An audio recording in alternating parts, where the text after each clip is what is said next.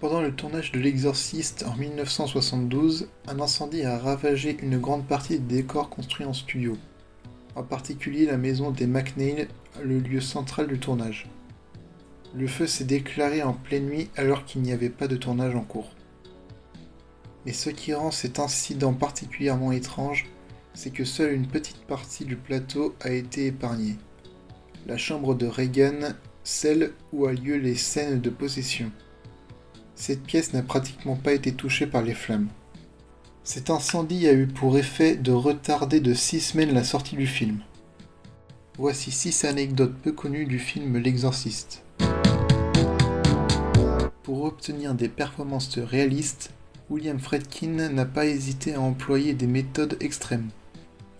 Par exemple, Ellen Burstyn, qui joue la mère de Regan, a été réellement blessée lors d'une scène où elle est projetée en arrière par sa fille possédée. L'équipement de câblage a été tiré trop brusquement, lui causant une blessure à la colonne vertébrale. Le cri de douleur qu'on entend dans la scène est donc un véritable cri de douleur. Pour rester dans le sujet des performances réalistes, Friedkin a parfois tiré avec un pistolet chargé à blanc pendant certaines scènes pour susciter des véritables réactions de peur et de surprise, notamment hors champ pour choquer les acteurs. Cela a été fortement critiqué, mettant inutilement l'équipe en état de stress intense.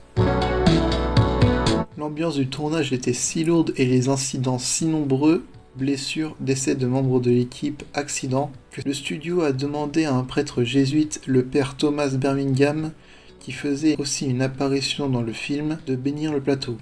Friedkin lui-même n'était pas contre un petit exorcisme symbolique pour calmer les esprits. L'atmosphère était si tendue que certains membres de l'équipe refusaient de revenir travailler sans cela. Linda Blair, qui incarnait la jeune Regan, a été la cible de menaces et de harcèlement après la sortie du film.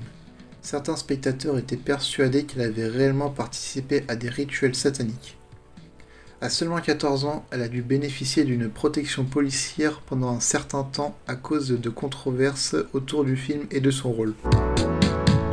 L'une des scènes les plus célèbres aujourd'hui, celle où Regan descend les escaliers en marchant à l'envers sur les mains et les pieds comme un crabe, n'apparaissait pas dans la version originale de 1973.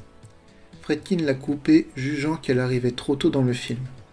Elle a été restaurée plus tard dans la version Director's Cut de 2000, et est aujourd'hui l'une des scènes les plus emblématiques du cinéma. Abonne-toi pour plus d'anecdotes sur le cinéma.